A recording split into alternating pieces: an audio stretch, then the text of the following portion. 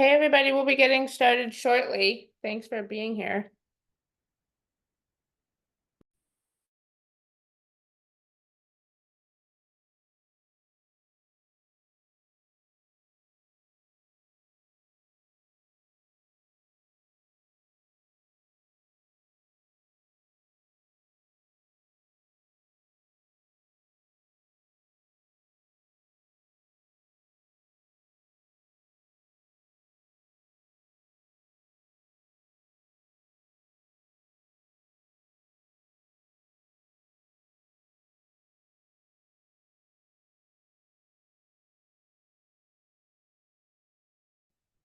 Hey, Anna.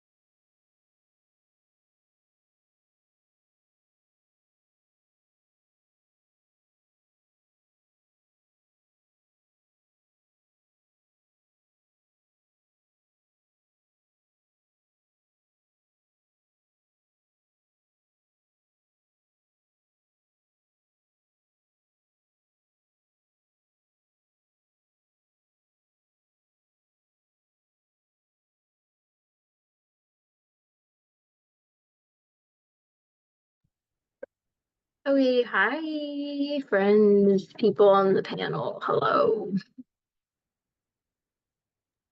Hello. I'm gonna start letting people into the workshop in a second, but yeah, just want to make sure everybody like, yeah, feels good and has the agenda and like kind of knows what's happening when and all of that. Cool. Seems good. Sweet. Cool. Okay, sweet. I'm gonna start letting people in. And yeah, great. Okay.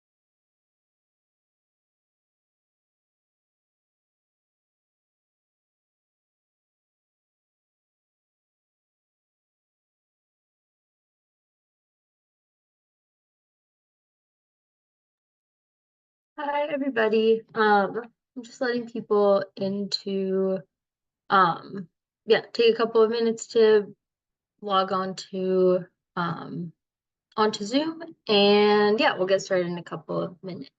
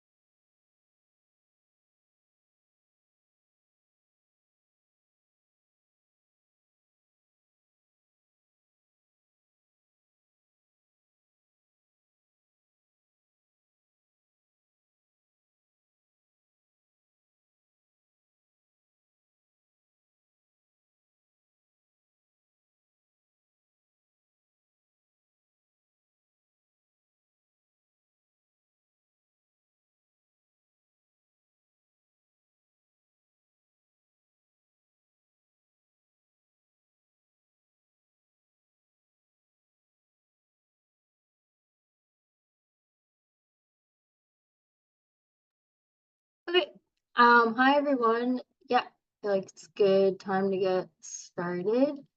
My name's Bonnie. I'm I'm the farm and education assistant at Viva Farms in King County. Um, yeah, thanks everyone for being here. As part of this workshop, yeah. We, yeah, are gonna have a flow for the workshop today. A little bit of an introduction of who our panelists are, and talk a little bit about like our goals for the workshop. We're gonna have time at the beginning for you all to share some of what you're interested in hearing about and kind of ask some questions at the beginning of the workshop, that will help guide what we're talking about and make sure that we're like covering things that feel relevant to everybody that's here. So yeah, that's gonna be part of the beginning, and then we'll have our panelists talk a bit more about themselves and their farms, and topics about winter production. Yeah, so we'll have that as a way for you all to communicate with us. There's also always the chat, and we have someone who's monitoring the chat during the duration of the workshop. And then if you're welcome to use the raise hand function and ask a question like verbally during the workshop at any time. And yeah, I really want it to feel participatory and like, yeah, we're in discussion with each other. I'm also, during the workshop, we have simultaneous translation into Spanish. I'm gonna have my colleague Anna talk a little bit about what that entails. Yeah, and just explain that a little bit. Hey, everybody. Thanks for being here. So if you are listening in English, you shouldn't need to do anything. If you want to listen in Spanish, there's a place at the bottom of your screen that says interpretation, and you just need to select Spanish, and then our colleague Eber will be offering Spanish interpretation. And I'm going to say that in Spanish as well for those listening. So, hola a todos. Si quieres escuchar en español, tiene que seleccionar interpretación abajo de su pantalla y selecciona Spanish o español. Y nuestro compañero Eber va a ofrecer interpretación hasta en español. Gracias. So if there are any issues with the audio or anything about the interpretation, feel free to put it in the chat and we can troubleshoot from there. Sweet, thank you, Anna. Great. Yeah, so welcome to expanding your seasons, considerations for winter production in Western Washington. Yeah, we have 4 awesome farmers who are farming in this region to talk a bit about ins and outs of winter production, and kind of wanted to start off by explaining like what do we mean when we say winter production. In discussions we came to kind of 3 different categories: field production and overwintering, storage production, and then heated and unheated tunnel production. So we're going to be touching on all 3 of those categories today. In one of our planning meetings, someone said this just phrase that I keep thinking about, which is all winter production is an experiment in disappointment. And so we're hoping that this workshop can help provide a bit more of a realistic understanding of winter production and all of the production, infrastructure, economic, and labor needs that kind of go into each of these categories that we've identified. So not hoping to scare anyone off, but really want people to understand like what it takes to build these types of productions into your farming system. So thinking about how do we reliably extend seasons and what are the tricks to working within the environmental conditions that we don't really have control over. Cool. So yeah, I'm gonna pass it over to each of the people on our panel to just do a quick introduction of themselves, name, pronouns, your farm name, and location.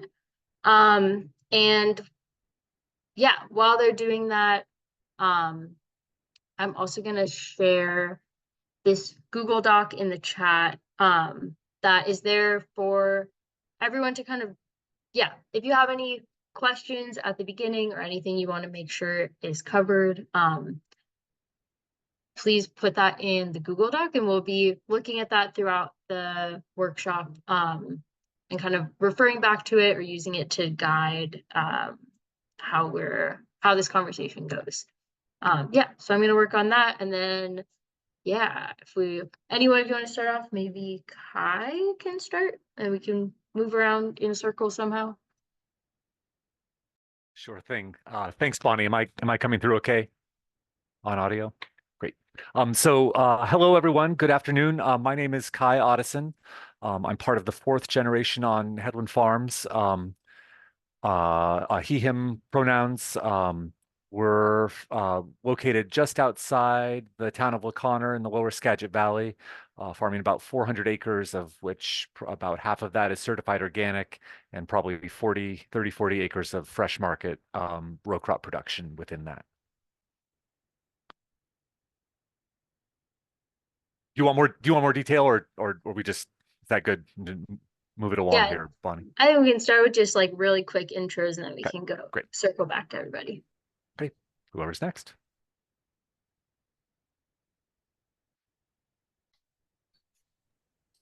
I'm Andrew Stout. I'm with Westwind Organics, formerly Full Circle Farm and Griffin Creek Farm.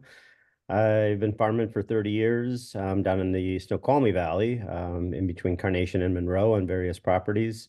Certified organic vegetable production, going mostly into the wholesale markets, although started on 5 acres and now farm a few hundred, so sold everywhere from restaurants, grocery store, CSA, back of the truck, farm stands, you name it. So happy to be here and share some of my experiences. He, him pronoun. I'll jump in. My name is Jacob Schlossberg. I own and operate Boldly Grown Farm with my wife, Amy Fry. This is our 10th production year. We've been farming in Skagit. We started at Viva Farms and bought our own farm in 2021, and this is our 3rd year on our new farm.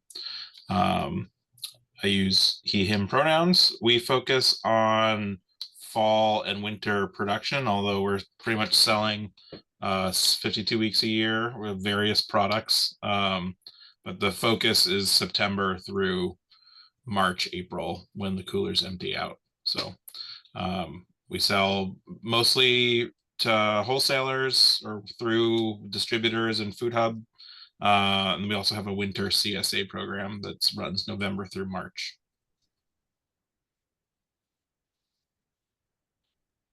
Okay, I'm Amy White. I'm co-owner of Bumblebee Farm with my farm partner, Katie Bond. And we are in our 4th season. We lease land in the Patterson Creek Valley between Fall City and Redmond, kind of closer to Fall City, but not really near either of those things. And so we have tried various different kinds of winter production. We've tried all 3 of the categories: storage, tunnel production, and overwintering crops. Just kind of going through the learning curve on that, but we've been pretty successful in certain areas. So that's been exciting. Let's see, use she, her pronouns, and that's probably good for now. Thanks. Sweet. Yeah, I put the Google Doc in the chat. If anyone wants to add anything to help guide the conversation. And yeah, and you can also add questions in the chat or raise your hand to come off mute and ask a question directly at any point during the during this whole thing. So thanks for introducing yourselves. Now we want to take time for each of you to go and explain your production systems a bit more in more detail, and talk about how these categories of winter production are fitting now or historically into your farm and farm business. We can go in the same order that we just went in, maybe. All right, thanks again, Bonnie. I'm gonna start with a little farm history, because the more I think about it, it really ties into kind of our relationship to winter crop production and how we got where we are. Like I said, I'm part of the 4th generation on Hedlin Farms. We've been farming here since 1906, when my great-grandfather, Rasmus Kodal, came over from Denmark and spent a couple years in the Dakotas and then kept moving west, and we're thankful every living day he did. But he got to the Skagit Valley and he got to O'Connor, and he looked down and it looked enough like Denmark to call home. And so he started growing crops and kind of getting a little land as he could. And one of those crops that's been a constant thread on our farm over the last 100 years is cabbage seed. And cabbage, as you may or may not know, is a biennial. So it has grows vegetatively the first year, goes through a vernalization or kind of a dormant period, for which the climate in Skagit is just about perfect. We get these consistently cool, but usually not too cold winters, and these consistently dry, but not too hot summers, which is just perfect for vernalizing, for it to switch from, growing a head to growing a seed spike. And then set seed when it's dry in that summer, July, August, early September, before you're ready to harvest that seed again. So that really was the first overwintering crop we grew. Rasmus farmed for many years, and then my uncle Dave and his wife Serena, Uncle Dave and Serena, picked that up in the mid-70s, also growing peas, pickling cucumbers, small grains, fresh market cauliflower, and then as some of those industries, particularly the pickling cucumbers and peas for processing, started to consolidate, they expanded into retail production, for just as a hedge, right? And that farm stand grew, and out of that grew our organic program and our organic production, and so that's how it was. The year I came to the farm, actually 2006. So I've been going at this not quite 20 years now, and our cabbage seed rep left us some transplants, some overwintering cauliflower transplants, to plant out. And we stuck them in the ground in the fall. And those, much like cabbage seed, have to do the same thing. They go, they grow big enough, they get a frame on them, but they don't make heads yet until the following spring. And so they made it through the following spring, took those into the co-op, Skagit Valley Food Co-op, just brought them to the back door, like Andrew's talking about. And, they didn't have anything like that. It was hit at a time when there was a gap and there's no local cauliflower. And so that was an in, and we've grown it every year since.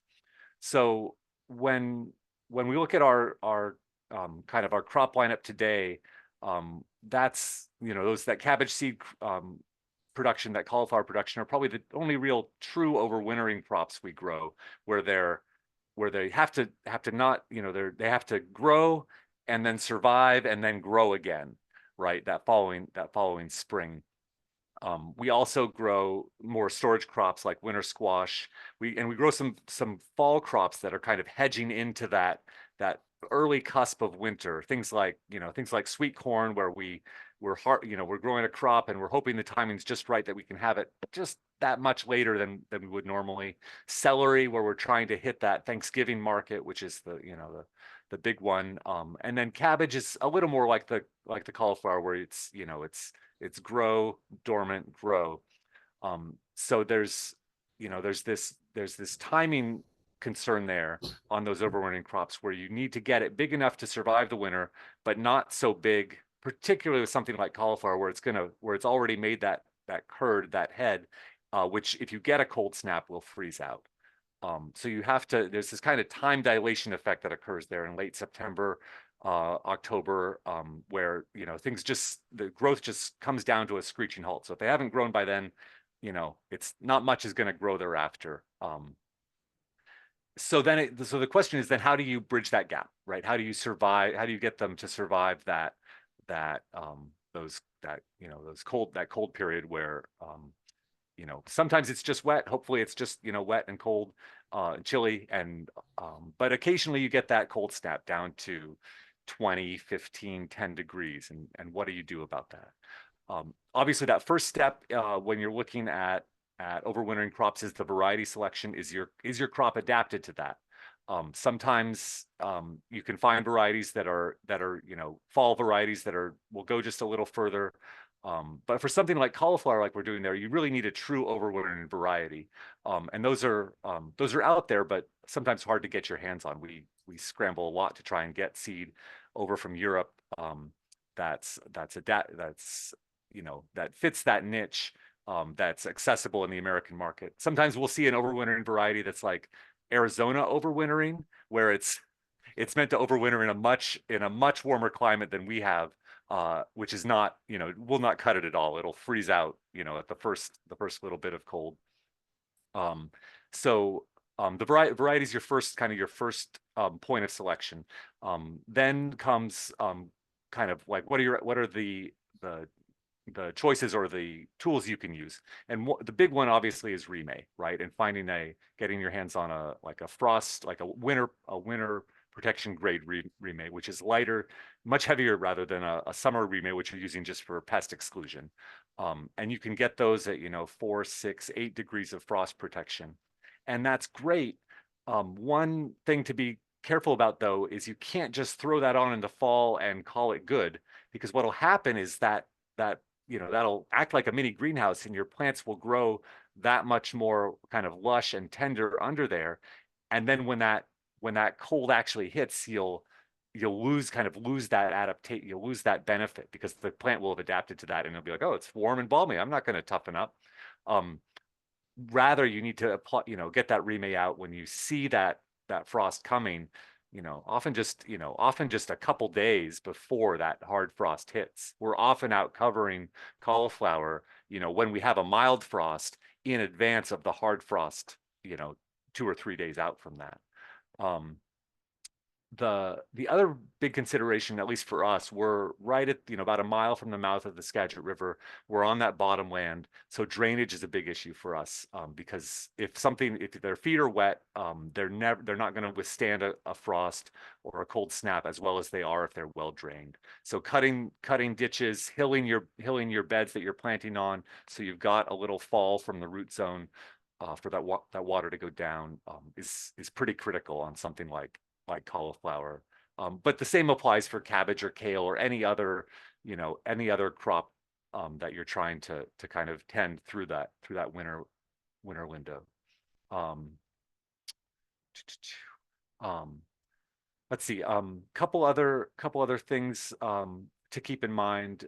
As I mentioned, that cauliflower hits a real market niche for us, where there's not, it's challenging to grow. One every 6 or 7 years we freeze out on it, or largely freeze out, where you don't have, where you might lose a good chunk of your crop despite your best efforts.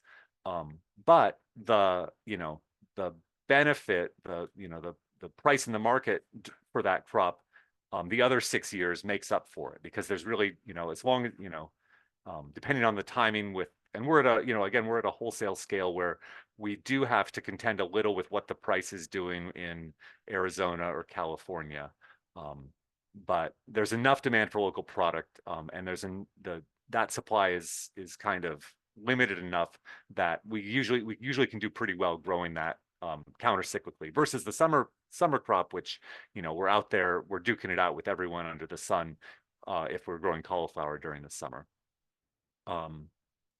So I guess the question then is, what's your, do you have any fallback options if that crop doesn't go just the way you hoped it would?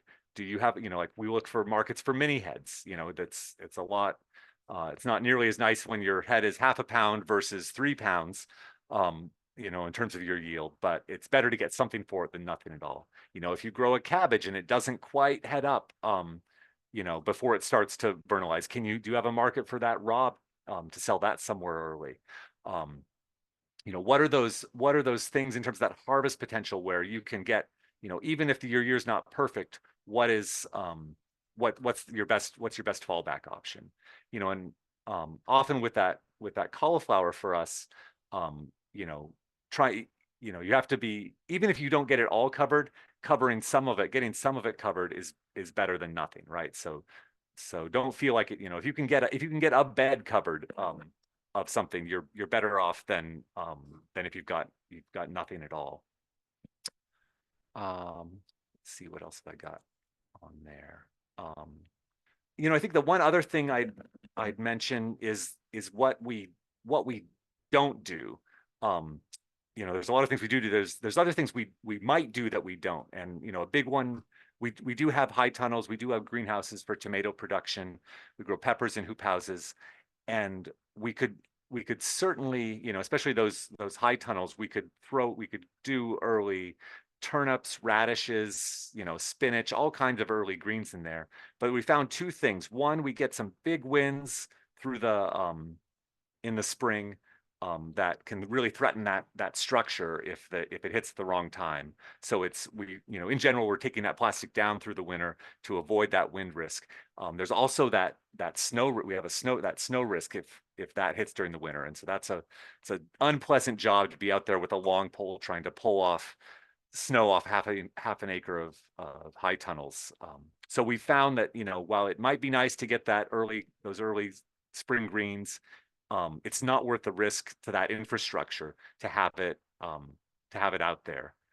The other thing is, we found that those crops often will interfere with our kind of main season production, that season expansion in terms of bell peppers. So if we've got bell pepper transplants ready to go, being even a week or two late because we had the spring crop in there that hasn't quite come out yet, can really impact that main season crop, which is where our real money is at for that structure. So I think as much as the things that your crop, your climate, and your markets, and your thing, and your kind of situation is adapted to, look at the things that really don't fit, even if you see them fitting in on someone else's farm. You don't have to do everything to benefit to find some niches or some fits in terms of your winter production. How's that for time, Bonnie? Great, that was awesome. We had a couple questions that I think are answerable by you. Sure. One of them that just came in was, are there any seed providers that you all would recommend who offer or specialize in overwintering crops and varieties, preferably local providers? I'm gonna punt that one. I'll speak to kind of who we use, and then I'm gonna punt to Jacob on that because he's undoubtedly the expert on the panel here. We've done a lot with Osborne Seed here, locally until recently. We do a lot with Johnny's Seeds, both in terms of their variety selection and also just their turnaround time sometimes is just works really well. Trying to think who else, those cover probably 90% of our variety, our seed selection. There's some varieties, some of our greenhouse tomato production will go kind of with more specialty producers. I think we get some of that from Paramount. And there's a few others who's, there's high mowings out there. They're not local, but they're scrappy. And I'm blanking on the others right now, but that covers tomato grower supply for some of our tomato production.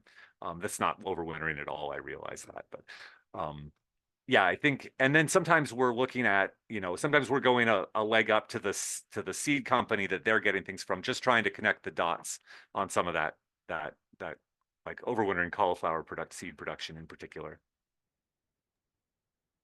Totally. Yeah. I mean, Jacob or anyone else, feel free to jump in if you have more thoughts.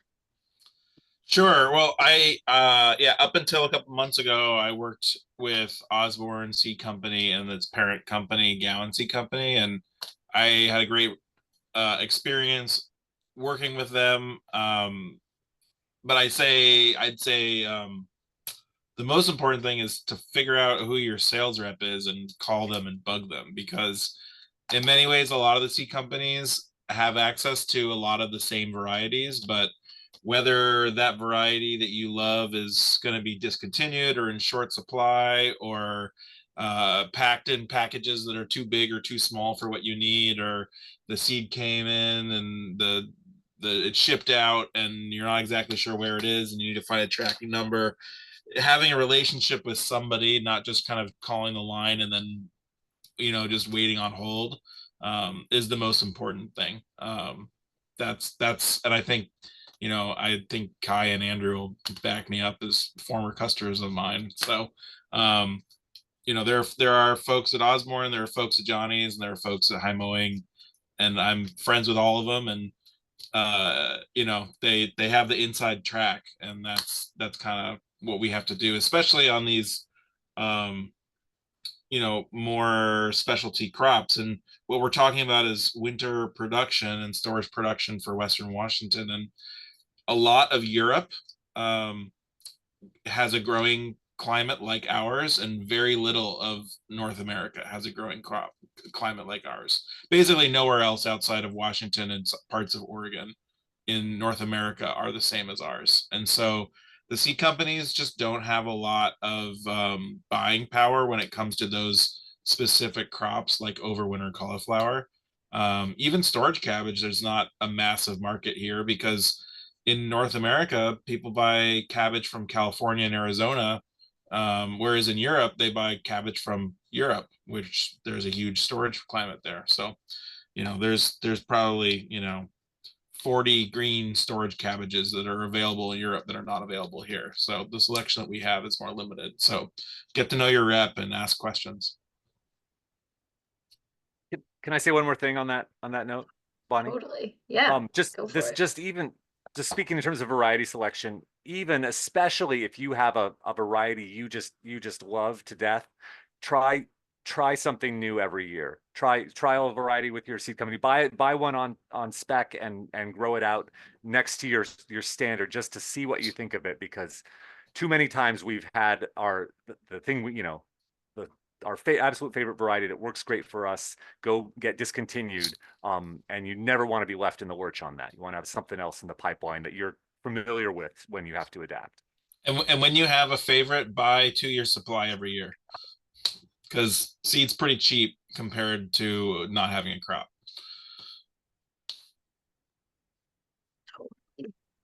Yeah, thank you for that. I got one more for you, Kai. Shoot. That I think you kind of answered, but I feel like this is asked in a bit more of a specific way. They're asking, how do you protect your purple sprouting broccoli and overwintered cauliflower with more intense winters?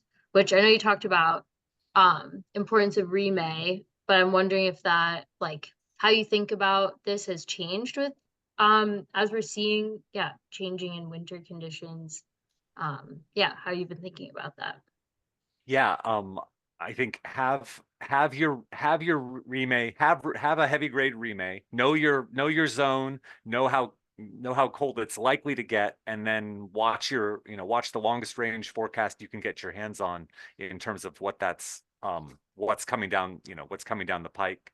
How many nights, mild nights you've got before the cold one hits, and then get that get that remay out there ahead of time, right? You can have it, even if you have it run down the side of your row, so that all you have to do is pull it out, and tamp it down on both sides to cover, so that you're ready before you're ready. You've done as much as you can ahead of time before you have to move on it, so that because it's we're often, so like for us, we're covering not just our cauliflower, but we're covering, we've got to cover 20, sometimes 30, 40 acres of cabbage seed as well, so that for us, we just have to follow the money. We have to get that cabbage seed covered first. So then that the comparatively small acreage for us, 5-7 acres of cauliflower, has to come second. So that's coming right down to the wire. So as much as we can do beforehand, as ready as we can be, winding up whatever crew you can get your hands on. And it's one of those kind of all hands on deck things for us, where whatever you thought your job on the farm was, when it's time to cover with remay, that's your job for that week, or however long it takes. Yeah, thank you so much for that. Cool. Yeah, if we want to move on to Amy to talk a little bit about share more about your farm and talk a bit about tunnel production and any of the other categories that how you've been implementing those or trialing and deciding not to implement any. Cool, yeah. Okay, so we are tiny in comparison. We're a no-till market garden. We started at Viva in 2020. And we are up to about an acre and a quarter, maybe, intensively planted. And so we've done some of the, we started doing winter production because we had a CSA, and at the end of the CSA, we started with CSA because it was more predictable rather than a farmer's market where we were worried we wouldn't sell everything we grew. So we started with a CSA. Also, it was mid-pandemic, so I mean, we started during the pandemic, so we had a CSA and we delivered, and that's what we did. So we had our crop plan and we had stuff going, and then it came to the end of the CSA that first year, and we still had a ton of stuff coming out of the field. And when I first got into farming, I worked on a farm that grew a lot of radicchio, and I just fell in love with radicchio, and so that's kind of why we started doing winter production. We started with radicchio and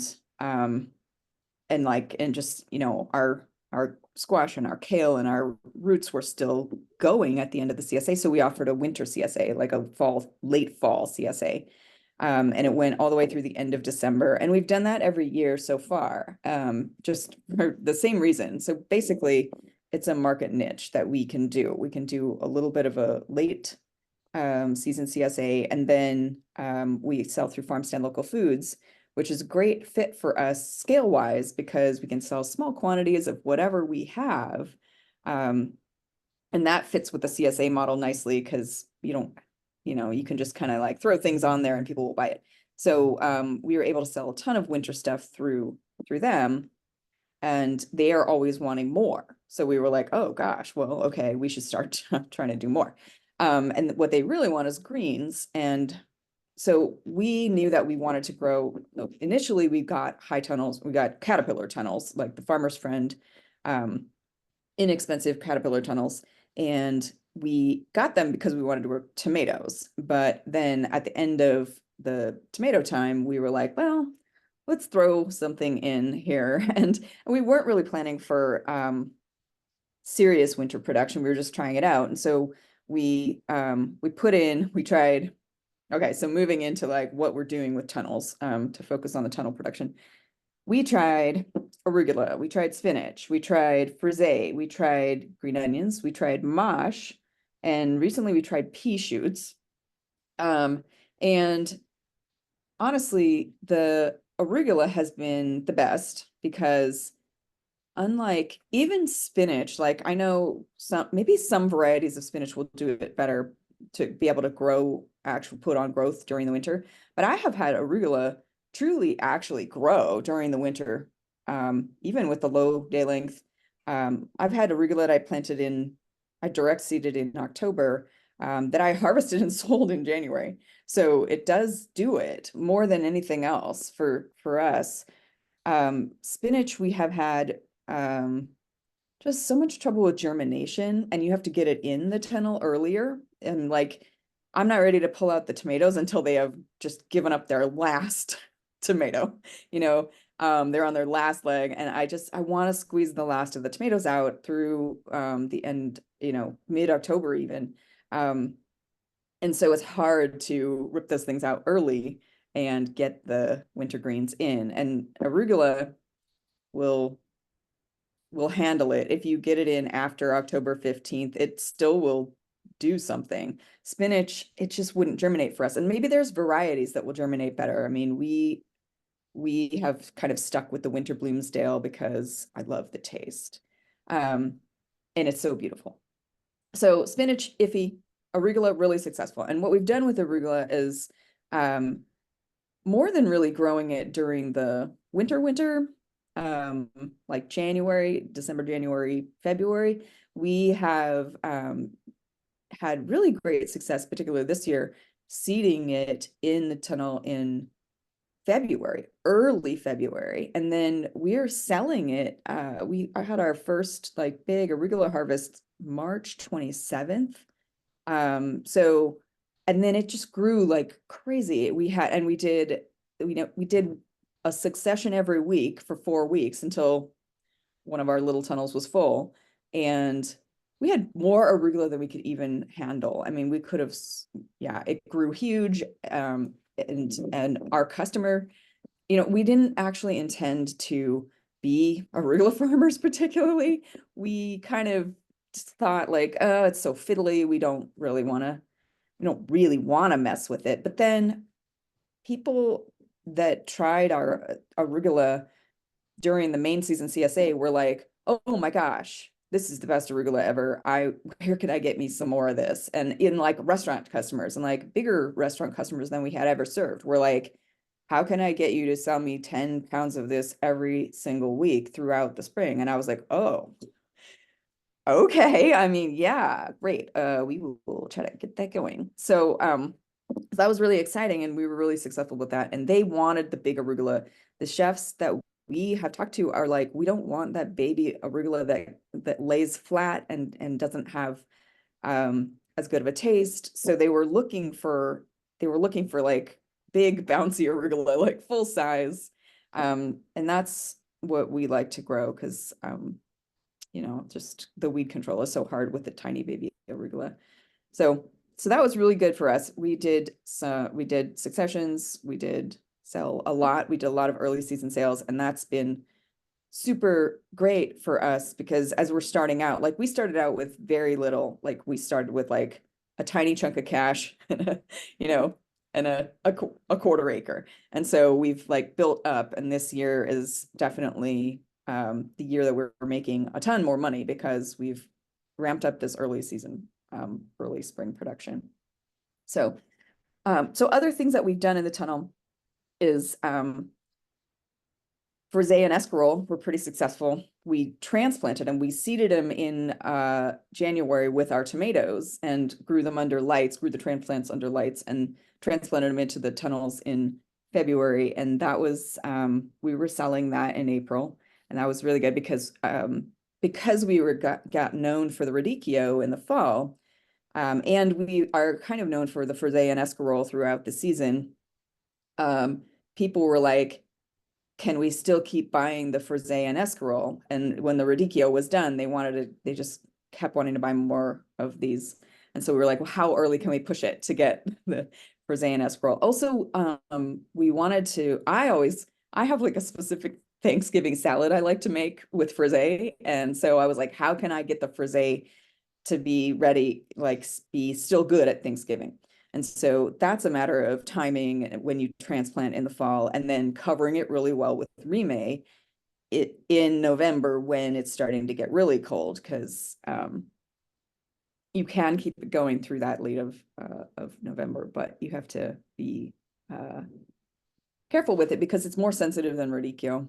It will freeze more so than radicchio will. So then yeah, the other thing that we do is, okay, so things that weren't so successful. We really had to learn about nutrient availability. We had to really make sure we fertilize in the tunnels and make sure that we lime in the tunnels so that the nutrients are available. Because we definitely had some crops of like really spindly, yellowy spinach and arugula. Like they were dense, but they looked terrible. So we were like, uh-oh, okay, we need to be more serious about fertilizer and be, getting good recommendations. So we actually have been, working a little bit with Skagit Farmer Supply and making sure that we have the right nutrition based on our soil tests. And then I talked about germination. You really got to put remay over the greens in the tunnel if you want them to really grow. It's not enough to just grow them in your caterpillar tunnel with the doors closed. You have to put remay over. You also have to take it off periodically during the time. Like if you can take it off every day, then let them get enough sunlight, because they won't get enough sunlight through the remay. But you do need the remay for the frost protection. And so, yeah, you got to have double cover. And then Mosh, not so successful, took a really long time, didn't germinate well in the fall, in the cold. Green onions, very successful if you get them in by like October 15th. Pea shoots, I think, suffered from the early spring cold, lack of nutrition. So, okay, hopefully I haven't gone on too long, but this is our kind of our experimenting with the tunnels. Another, just side note, another thing that we do as far as winter production that doesn't quite fall into any of the categories is dye flowers. So natural dye, botanical dye projects are kind of trendy right now. I mean, they've always been cool, but like they're kind of having a moment, I think. Then, so we've been growing some flowers like marigolds and hollyhocks that you can use to dye textiles.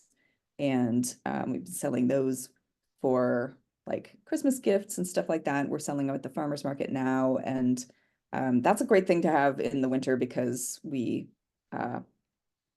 just dry them and then they're shelf stable. So that's a little side thing. Yeah.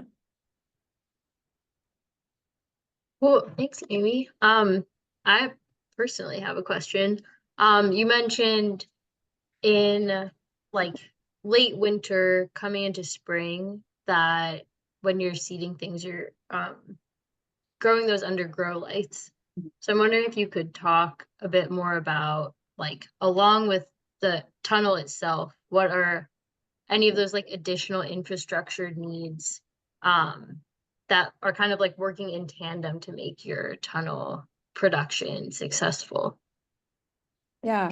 So, I mean, I think a lot of people are familiar with this technique for tomato production, and that, you know, you have to have lights of the right brightness and the right spectrum. And we just have like a metro rack in a shed that we have insulated the shed a little bit, and we just have heat mats and these grow lights. And so we start our tomatoes in January. We start onions in January under lights. We'd start, and so we were like, what the heck, why not start some frisee, see if it can grow in the tunnel in the early months. And it did. So yeah, so that's kind of our setup. You definitely have to kind of, you know, rig it all up with a lot of extension cords and stuff, but that's our small scale way that we do it. Yeah. We also do some flowers that way too. Like violas actually are like super winter hardy flower, and we do a lot of edible flowers. We also do some culinary herbs that overwinter pretty well. And you know, besides the perennial herbs, we also do sorrel, which is not really a perennial, just reseeds itself a lot. And it's just a really early spring herb that a lot of restaurants have taken up. We've sold quite a bit of that. So yeah, the lights, auxiliary, you know, grow house situation. Totally. Yeah, I mean, that's like Washington's biggest limiting factor is just the lack of light. So makes total sense. Cool. Thank you. Yeah, we want to move to Jacob to talk a bit about storage crops, and about your farm and production system as a whole in more depth. Sure. Yeah, so we're going on 10 years now, and it's kind of interesting to look back because we're basically doing exactly what we did 10 years ago, but instead of doing 1 acre, we're doing like 40-ish. And we haven't really added that many crops. Like we've added peppers, and you know, we've added some hoop house crops like tomatoes and cucumbers that we didn't grow. Actually, we did grow them early on at Viva when we had very small amount of tunnel space. So kind of like we're doing about the same thing. It's really, we're focused on wholesale quantities of fall and winter storage vegetables. So we get going pretty consistently. Starting planting, we have basically work year round, but we have seasons for the work that we're doing. So we're not trying to have year-round production of kale, or year-round production of lettuce, or as wide a production as you can of lettuce or anything like that. We focus on the fall and winter storage windows for those crops. So we kind of spend the spring doing all of our planting, and then the summer is our growing, and then the fall winter is our harvest season. There are harvests for lots of different smaller crops throughout the year, all year round. But like we just planted our carrot crop today, and that was, you know, 90% of the carrots that we're going to grow for the year, over the last 2 days or whatever. As opposed to other growers that might be growing bunch carrots for farmers markets or for wholesale, they might have 5 or 6 or 8 carrot seedings throughout the year. We focus on trying to streamline the production and get conditions good. You know, if you are seeding carrots all the way through the spring, you're going to be fighting the weeds a lot more than if you plant them in June, when we have June and July, when we have a little bit more dry weather and consistent temperatures and stuff like that. And also kind of just truncates, it condenses all of those activities for a little bit more efficiency when you're working at a scale. So we're doing all the tillage, you know, for like our 4 acres or 3 acres of cabbage all at once, as opposed to trying to succession plant cabbage to have cabbage for, you know, June through, or I don't know, pretty close to year round. You could probably have cabbage pretty close to year round here if you do a bunch of planting in the spring and early summer. And for us, we just plant cabbage once, really. We plant our red cabbage and then our green cabbage and then our Savoy cabbage, and it happens over about 2 weeks. And for that, we'll have cabbage from October or November through whenever we sell out, which this year was late February, early March or something like that. And that means we need to plant more. So we planted more cabbage, because if you have storage cabbage and it's looking good and you sell out of it, to me, that tells me that I need to have more cabbage growing. If we were at a point where, we're selling out, but the quality of what's coming out of storage is kind of, a little slimy, or something, doesn't look good, there's a high cull rate, that tells me either I need to work on my storage conditions, or I got to work on how I'm growing it so it stores better. Or it means that I'm maybe doing the best job I can on storage and growing, and that's just the maximum shelf life of that crop, which means that the quantity that I'm growing is equal to my market. And so for us, it's really market driven. We wanted to be a wholesale farm from the beginning, because we don't like going to farmers markets. That's not a lifestyle that my family has ever wanted to do. I know there are people that enjoy that, and I know there are people that don't enjoy it, but they feed on it and they love it. And that's okay. But for us, my wife and I were the only employees on the farm for the first year or two, and then after that we had kids, and we just, if we're going to a farmer's market, we want it to be us, or longtime employees. We have high degree and trust to represent us, and for us, wholesale was just where we wanted to focus. And we wanted to have a big impact on the food system, and for us, we saw a stat that like 97% of all organic purchases happen in grocery stores. And so we wanted to be making the change there. And also, there's a lot of really great farmers in the Pacific Northwest growing local produce. And so the idea of trying to, start a farm and just jump into somebody else's market, growing romaine lettuce in the summer, or, something like that, is not the goal. So the market niches that we find opportunity with are with storage crops, because rather than pushing out another local farm's product, we'll be pushing out California organic, or Arizona organic, or Mexico organic, or Chilean organic, or whatever. That's kind of the sales opportunities that we found. There used to be a little bit more of a price premium, and I feel like now it's kind of a little bit less, probably because our volume has gone up, not because the price premium's not there. But we kind of, as we've gone up in scale, the price has kind of stayed about the same, which is, I guess, good, and that hasn't gone down too much. But we're always pushing for more. We're always pushing for more, because our costs are definitely going up. They're not going down. But at the same time, our quality of product and our quality of storage is going up because of what we're investing. And so, it seems to be working. The recipe seems to be working.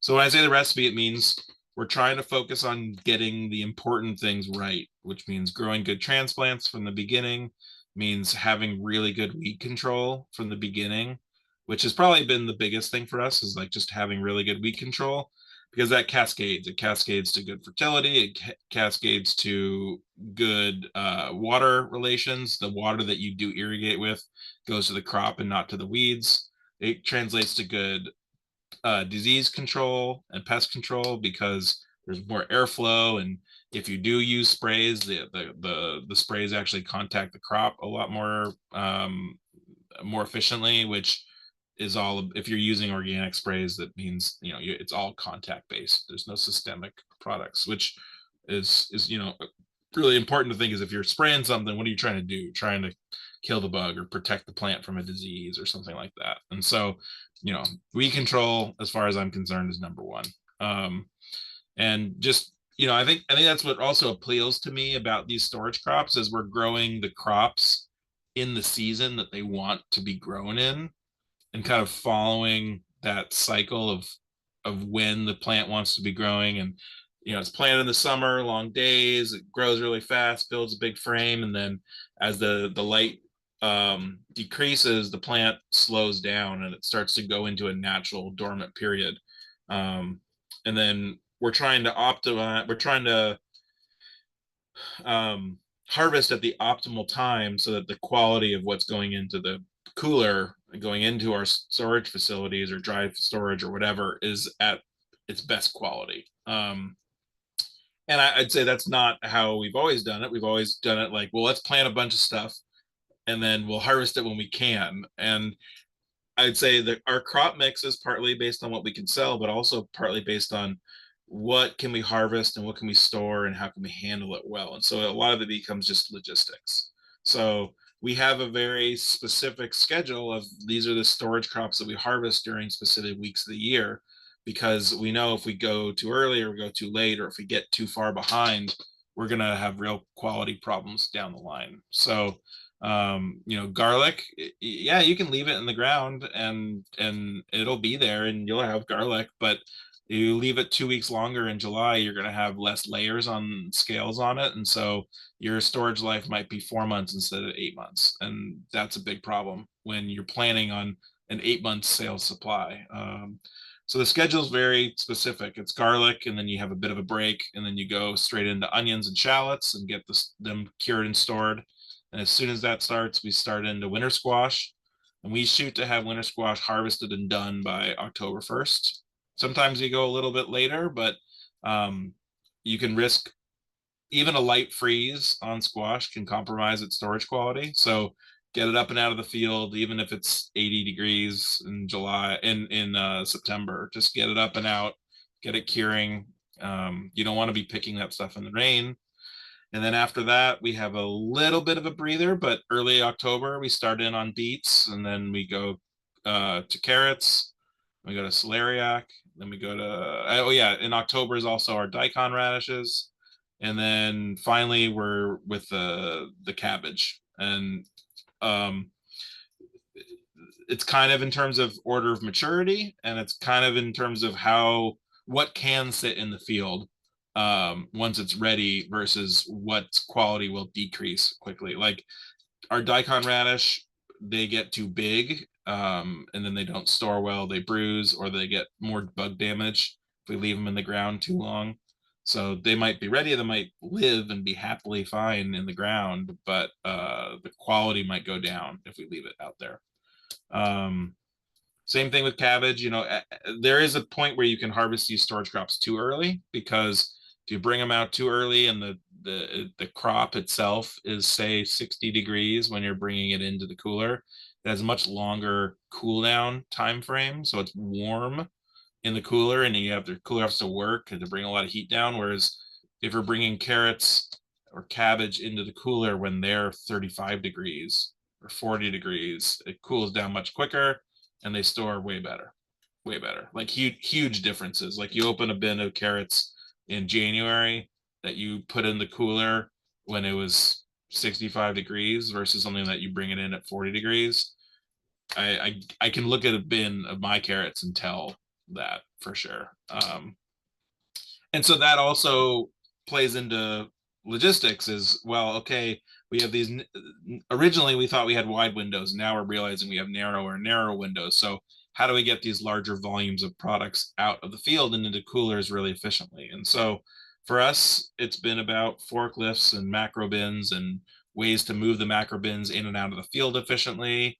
But earlier on, it was the same thing, just a smaller scale. Like, let's have lots of crates. Like we did hand lugs for the first, I don't know, 3 years. So every carrot and beet was picked into hand lugs.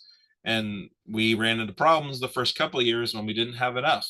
And it would be like, okay, well, let's pick enough to fill all the crates. We'll put them in the cooler, we'll wash them, bag them, and then we'll go out and we'll pick more.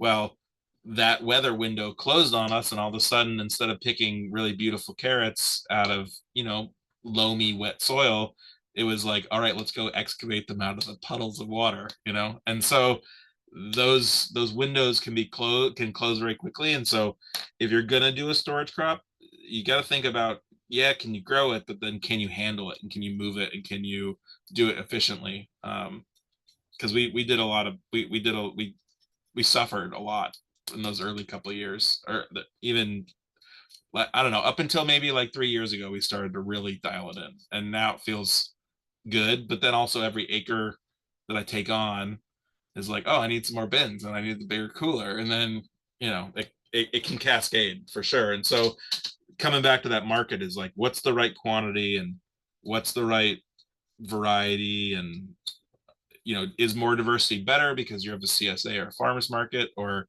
is less diversity better because you can get to know that crop better and you can have, a longer term relationship with specific customers. So those are the factors that I think about. I learned a lot about coolers from folks like Andrew, who has built one of my coolers for me and then helped advise me on building two others. And now we go back and forth on what's the best way to get new, used cooler panels and put them together and make it as tight and professional and efficient as possible. Because, yeah, infrastructure is a big investment, but it also, if without it, it's just a backbone of our business, not just because of having product and good quality, but also, workers want to work somewhere where they can do their job efficiently and they have the tools to do their job. And so, we had challenges where we had really, passionate workers where I didn't have the tools for them. And it was frustrating all around because you got a nice crop and what are you going to do with it now? So got to kind of think through all those pieces. I actually didn't look at the time at all, but I think that kind of sums up what I was talking about, what I was supposed to talk about. Yeah, that's great. Oh, I'm coming up with so many of my own questions. Yeah. But one of those is that you talked about weed control. I feel like I can't not ask you what your like weed control system is, since it sounds like you got it dialed in. Well, I mean, dialed in is a strong phrase. As much as you can dial in on weed control. Yeah. I mean, a lot of it, it's I mean, there's so much to geek out about tools and hardware, and everyone knows that knows me knows that I'm all about tools and hardware, but it's really about timing, and then you apply the right amount of tool. So like if I'm going to give a succinct little nugget, it's you have to have your plants, your crop have size advantage in organic farming. Obviously, we're talking about organic farming. In organic farming, you have to have your crop have size advantage over your weeds. And as soon as you get behind, there's nothing besides a hoe and a hand weeding crew to save you.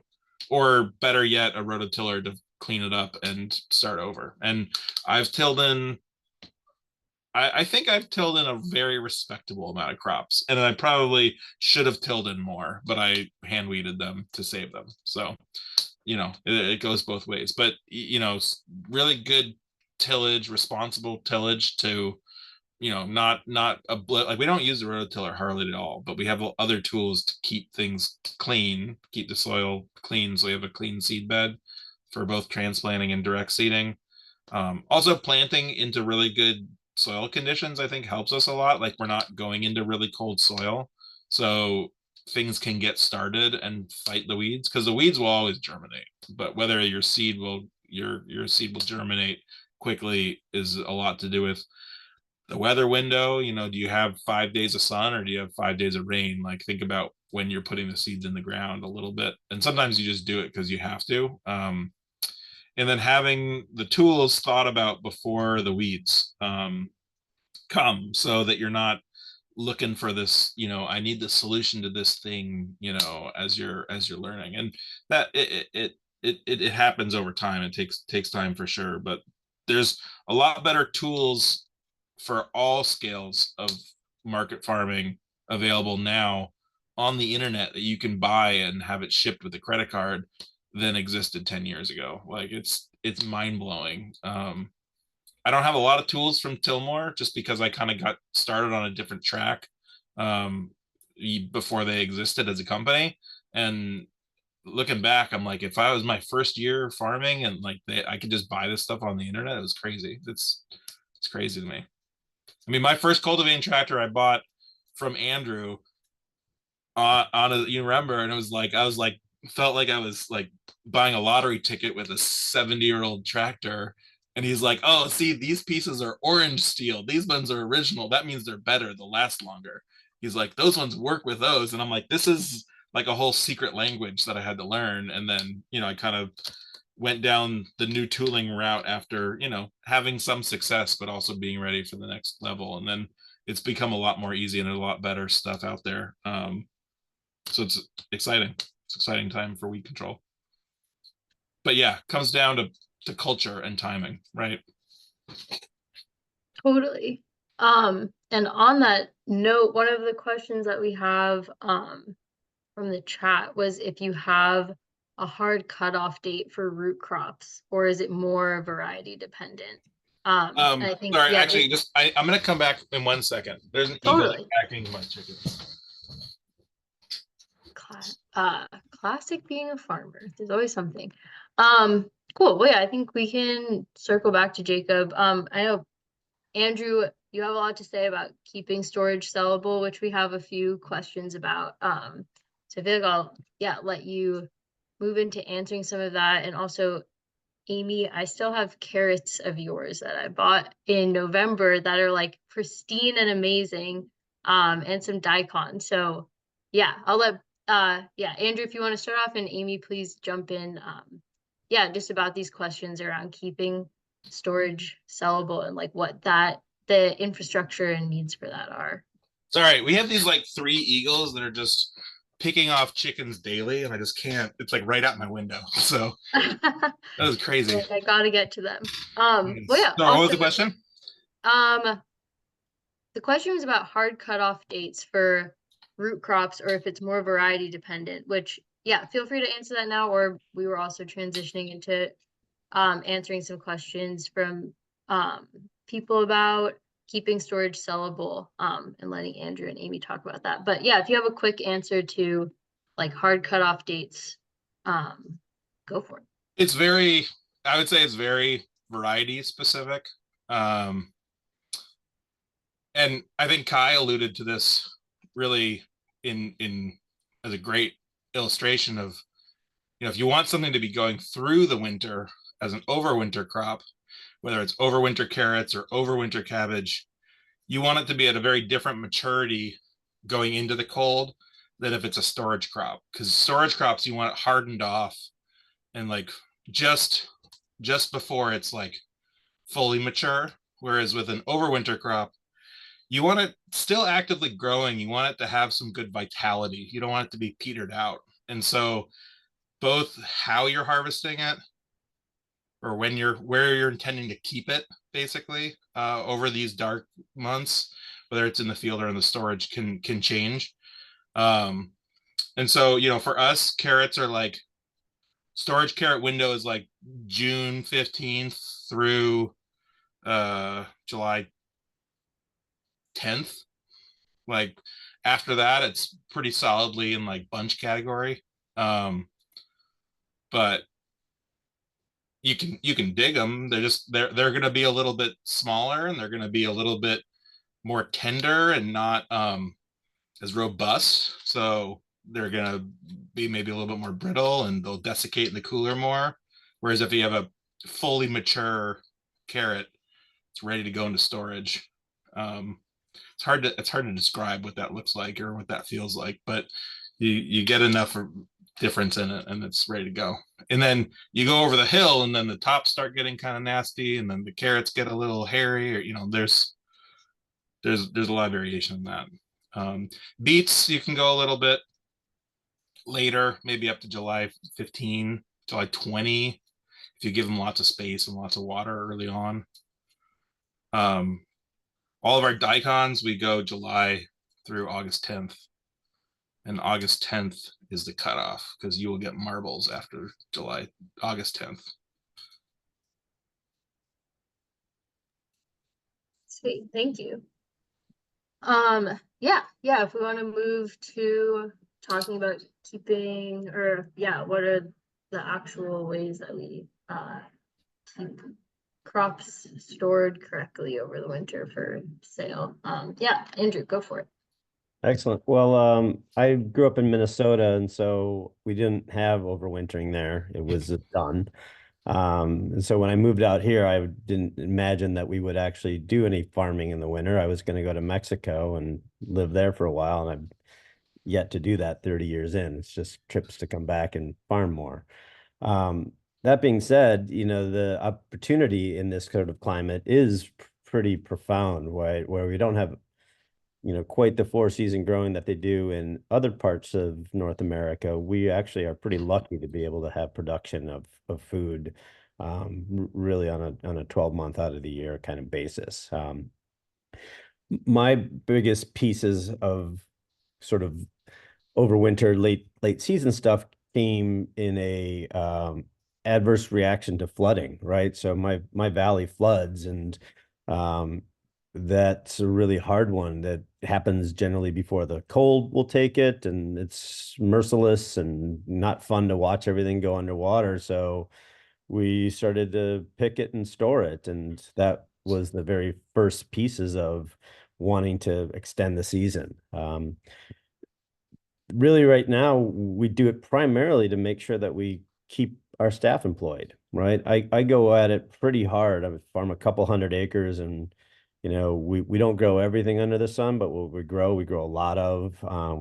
We push it out into lots of different marketplaces. We're a highly productive farm, highly mechanized, and so we're producing year round or season round. But I got a crew that needs to pay rent. They got families, they've got all that. And so we realized that if we wanted to continue the cycle, we needed to find a way to, pay for that. And storage crops and putting things in the cooler were the best way. I think we already talked about how storage crops are an exercise in, disappointment, and watching them flood over or freeze over or not make it or miss the windows that are so important. We decided to build big coolers early. As Jacob alluded, I've probably built 15 or 20 coolers in my career as a farmer, mostly because that's the make it or break it point of being able to take some of your hard work and labor and investment and then store that for the future.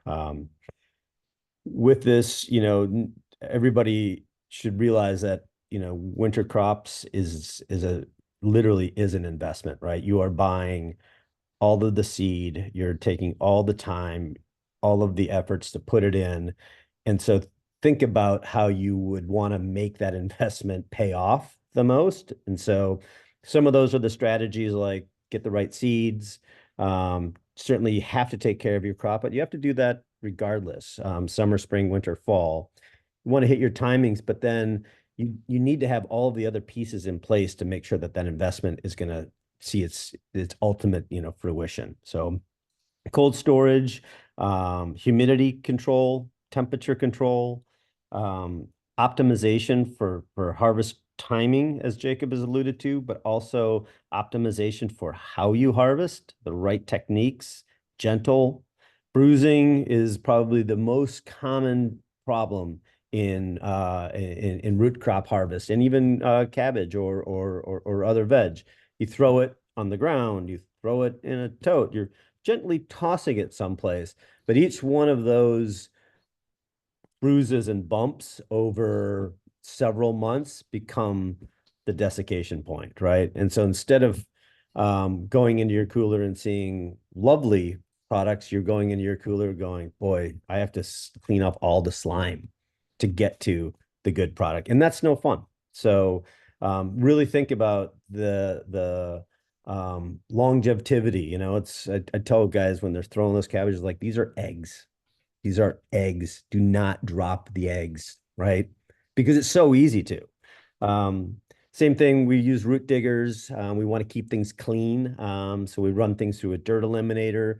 You want to get dirt off your product. You don't want to have desiccated leaves. You don't want to have spoiled organic matter. You think about creating a good home for something, right? And generally that's in your crisper drawer in your refrigerator, right? It's beautiful temperature, it's the right humidity. Sometimes it's in a bag. You can put something in there and, just as Bonnie said, impressive, amount of storage potential, right? Daikon, that's months old. Carrot, that, it's incredible because it's the optimum conditions, grown with love, but taken care of post harvest. So getting into the cooler quick as possible, getting it cold as quick as possible. Hydro cooling is an amazing advantage. We're up at before dawn to go out and get those crops, and certainly trying to make sure that you're not fighting it after frost, floods, bad instances, which just makes it an uphill battle. Clean, clean, clean, and clean is really important, right? So a clean harvest container, a clean knife that you're cutting with, a clean cooler, right? Rodent control, those lovely things that you want to sell and provide for other people. Lots of little critters like to eat those as well. And there's nothing harder than to find a rat in a cooler filled with 400 bins, right? It's not a fair fight any longer, right? And taking those out to get it is tough. So clean facility, clean product. And then there's also just a reality, and this is something that is part of that investment, is that there's multiple steps from that harvest point that you're going to look at, deal with, and touch that product before it goes to sale. It's just a part of the process, right? It's unrealistic to think that you can put a head of cabbage someplace and tuck it away for 5 months and pull it out and voila, right? It's going to need some trim. You're going to have to put your eyes on it. Not every bin got stored perfectly. Not every harvester paid the same amount of attention. There was some broken eggs in that harvest process, which then contributes to more desiccation, which then spreads in your cooler. So the sanitary conditions go. So we have to do a lot of inspections. We rotate bins. We try to find, where there's problems. Sometimes it's the bottom of the bin stack, and you're like, what's that black fluid? Does that look normal? Is that okay? So undo the stack and find out where it came from, what's going on, and then rotate, wash. Sometimes we'll end up washing things a couple of times just to keep molds and other things away. We use Sanidate and other sanitizing products to help keep mold at bay, because that's one of the biggest things that are coming at you, right? It's naturally in the air, and then you've given it a really good growing environment, right? Moist, cold, and a lot of organic elements for it to feed off of. The other side of this is that the crops that you end up storing, and we do about 13 types of crops, mostly roots, but also rutabagas, cabbages, radicchio, and others, is that the general populace is conditioned to not making those things the premium pristine, right? So there's really no such thing as a beautiful rutabaga. It's just a rutabaga.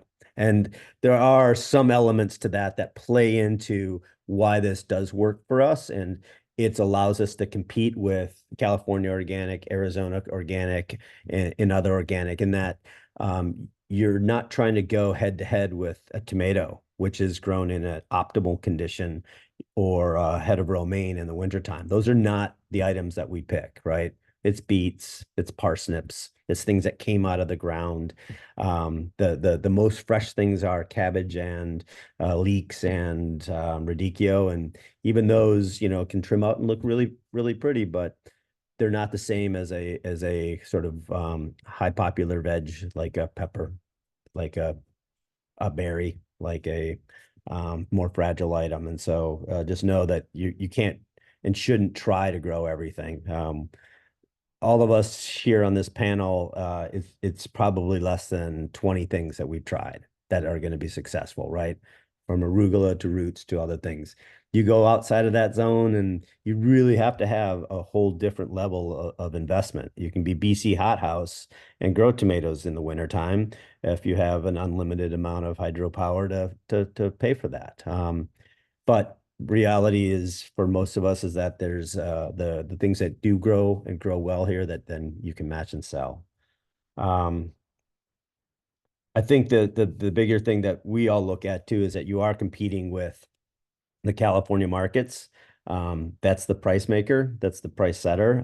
You are going to find some sympathetic buyers around here, but generally know that you're going to put more money and time and effort into a storage crop than you normally would a winter or a summer reg, right?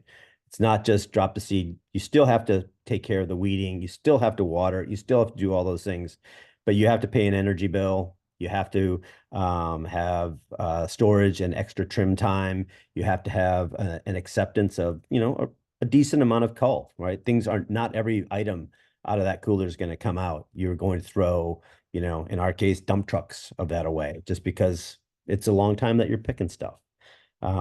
However, I just threw out the last of my red beets from last fall, right? It's almost July.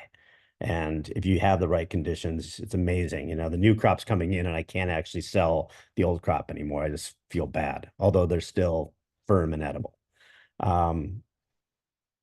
And then, the challenge with the sales side of stuff is that it is still a pretty limited SKU base. And so knowing your market and being able to cater to your market, right? So those winter CSAs, the restaurant accounts that work well with you, the wholesalers that will buy, but you're trying to fit in a limited SKU set into a production system, which sometimes can be challenging. Where in the summertime you're able to spread that over multiple crops for many of us that have different opportunities and different market places to call their home. So. Yeah, I think that's a pretty good highlight. If there's more, we can get into it in Q&A. And Amy, do you want to share some more?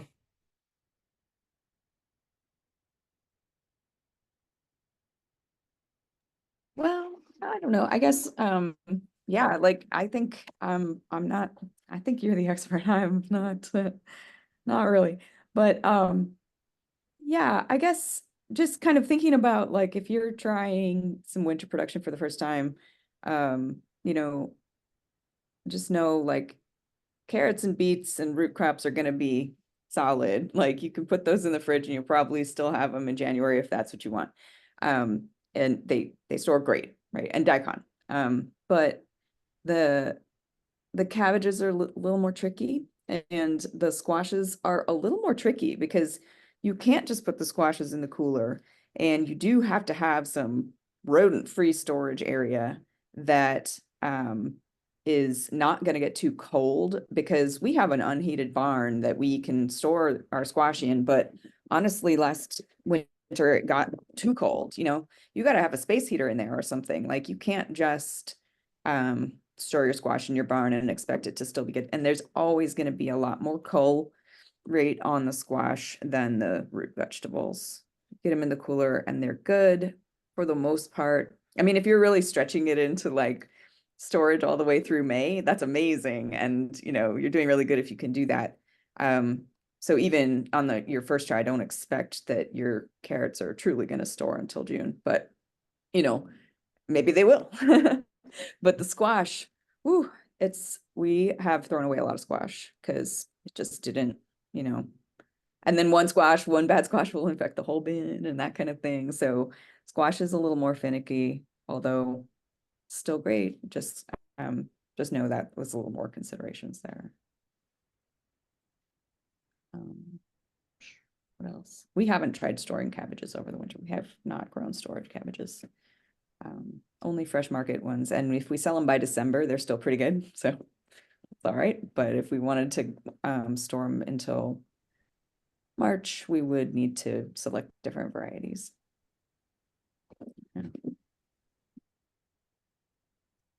Yeah, someone had asked what are anyone's favorite resources for learning to store crops more effectively? I mean, aside from the obvious, which is experience and having done it for a long time, and any of the four of you have like a resource that has helped you learn more about this? Yeah, Andrew. I mean, Elliot Coleman's got his, all seasons. I forget the exact title, but it is probably one of the better go-to resources for production in the off-season stuff from a high level, it is catered to sort of the Northeast a little bit, but it does have some carryover potentials. Then, we use, Oregon State University Extension's got a really fantastic amount of stuff online that's available that you can really start to learn, a lot about varieties, what and how to plant, and to some degree timings. The seed people would be the next folks is like, what's the days to maturity? I mean, you just really want to have the calendar and be like, I want it here. And when you think you want it 10 days earlier than that, at least, right? You don't want to have it be too late, right? You want to do all the work and have a beautiful product. I would rather put things in my cooler sooner than later. It gives me great joy to see it in a bin in a cooler, and it gives me great stress to see it outside with a nasty forecast coming. Cool, thank you. Yeah, and Andrew, I had you down to talk a little bit about like market considerations and risk management, if you want to touch on that quickly, and then we have a few questions I think could go to everybody. Yeah. Yeah. I mean, we've all heard about each one of us having a different market and a niche and an opportunity. And so I had a robust home delivery CSA program that would basically allow me to experiment and play and provide that market with whatever I grew. Similar situations here with Amy and Jacob having winter CSAs. That gives you the chance to experiment, if you will. You guys probably have learned a lot about timings, tolerances. It's a friendly market. And then you're going to move your way through them to the chefs, the farmers markets that are still open, which is amazing, on a year-round thing. And, fresh veg, almost any veg at a farmer's market in the wintertime is a premium, right? It's a high desired. And then when you are there, you're not going to start at a wholesale level, or almost certainly not even direct to grocery. It's a tougher business, right? And the margins play into it. The quality is demanded, right? You have to have your whole program really well put together, but that's what you go towards. And then by that time, you have a relationship with those markets, right? I said I grow mostly so that I can have, an income for my staff, right? It's not a huge profit center. It's some, but boy, it doesn't make me go into the hole. And the other thing is that when I get to sell to those customers, I maintain a relationship so that when it comes around the summertime, we're just springboarding. I hate saying goodbye to people, right? It's like, oh, come back. I'll see you in a few months. It's just, we do all this work to build a market up and to have that relationship. And so extending the season was just a natural way to continue that conversation with those customers for a longer period of time. The risks are the risks, right? Not every crop is going to come. That's why we grow 13, right? I have never had a year where they all have come off, right? I'm like, oh, that was I love the cabbage from 2022. And remember when we, did so good on those beets in 2018? I mean, there's too many variables out there to expect that every single one of these is gonna come off like without a hitch. Sometimes we get the quantities right, sometimes we get the quantities wrong. Sometimes, like Jacob said, I wish I would have had, and I'll plant some more, and then he'll plant some more, and then, he'll have a bumper crop, and who knows, right? So the spread your risk around is an important aspect, and keep good notes. Understand, that it's not a one-to-one, right? You're going to have call, and so whatever you're doing, I tend to take an under promise approach, right? And overfill. So I want a full cooler. I find that the efficiencies that I have in planting and harvesting and then filling a cooler far outweigh the stress and try to make it up when I don't have it, bird in the hand kind of a thing.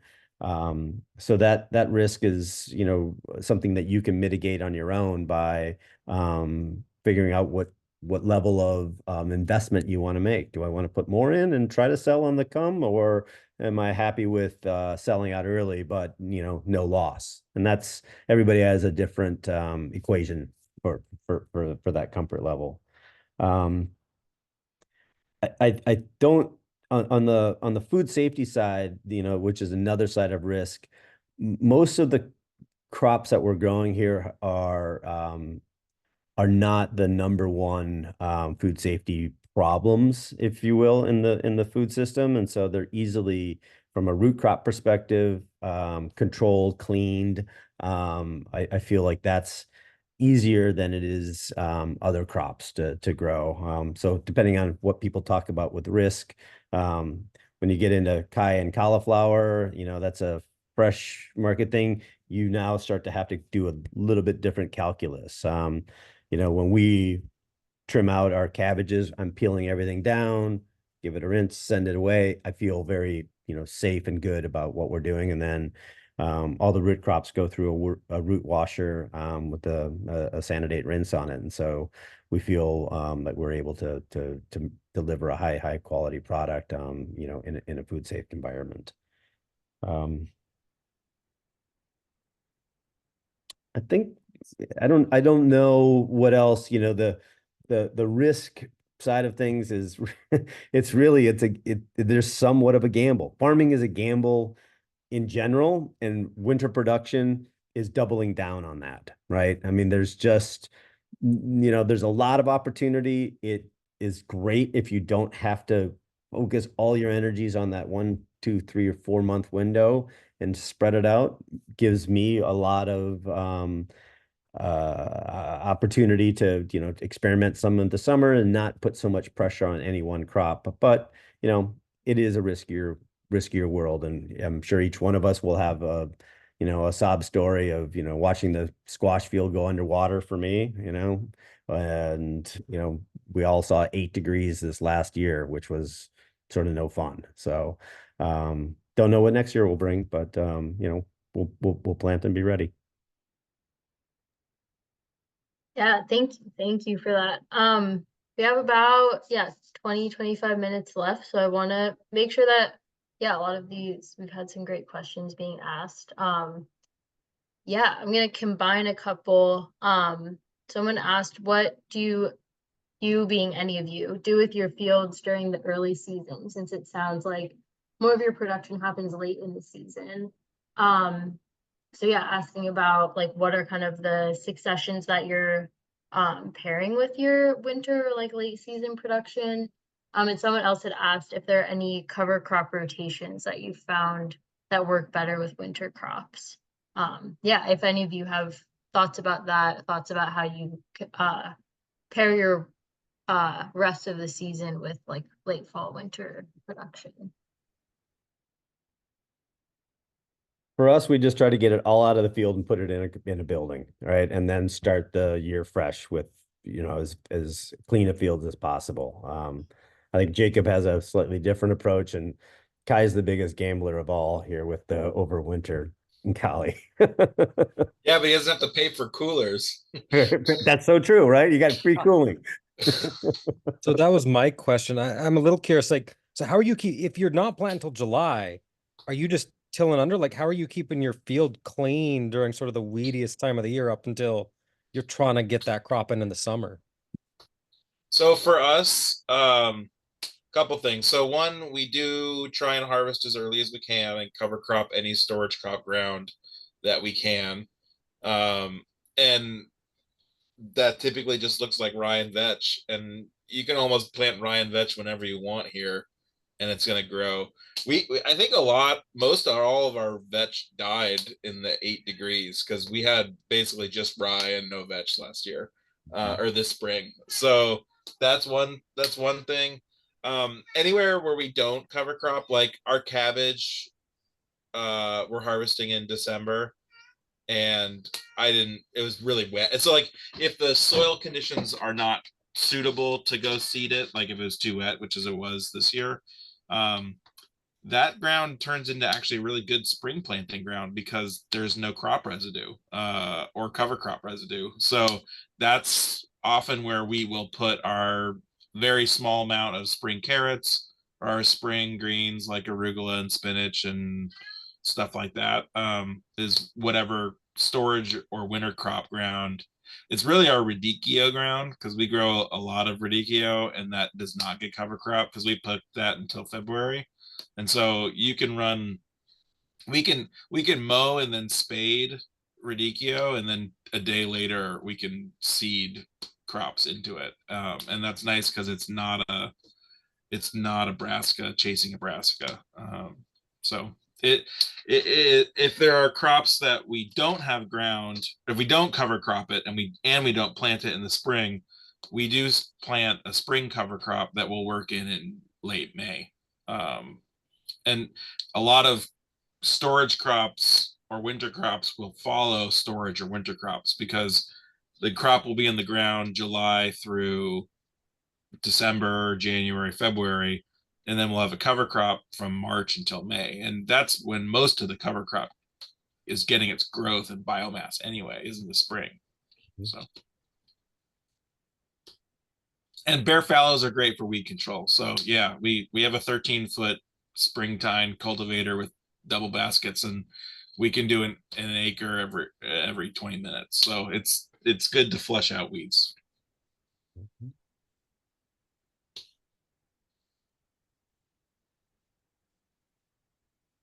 Yeah, anyone else have thoughts on that, or we can also move on to other questions? Well, because we're small, we use tarps in the early spring. So we'll put we may leave crop residue or even weeds over the winter in the February kind of time frame, but then we'll put a tarp down in March or April to be ready for May planting. And then it takes a long time in cold temperatures for the tarp to actually do its work of like melting in all the residue. So if you put a tarp down in the summer, or like just like a landscape, like 100-foot bed, you put down a piece of landscape fabric on it, and it'll melt in, it'll like kill everything in like a couple of days, like 2, 3, 4, 5 days at this time of year, or in hot weather. But then in the winter, in like February, it'll take a month to really like clean up your beds. So that's how we clean up for spring planting, is often we'll put down a tarp for a month or two in the March, April timeframe. But that's only because we're small. Moving big tarps is a really big hassle. So for these guys, it's a whole different game. Well, neither is moving 20 or 30 acres of remay. I can only barely bend my mind around that. We've got some equipment and some infrastructure with that, right? They'll bring in the big roller to lay it out, and then we've got our in-house roller that we rigged up to roll it back up and take the hand-me-downs for the cauliflower from next year from the cabbage seed. So Cool. so that's like, not to bury the lead, but like look for those synergies like within your farm or within the pool of resources you've got. Like where's something that lines up, or is there some way is there some resource available, something that can make it easier, or make it, we would grow winter cauliflower even without that, but the fact that we do have that connection, that synergy, only makes it more cost effective. Well, I'm going to call you when I run out of remay instead of Jacob now. Yeah, that's better. Come on by. I want to get on your group buy.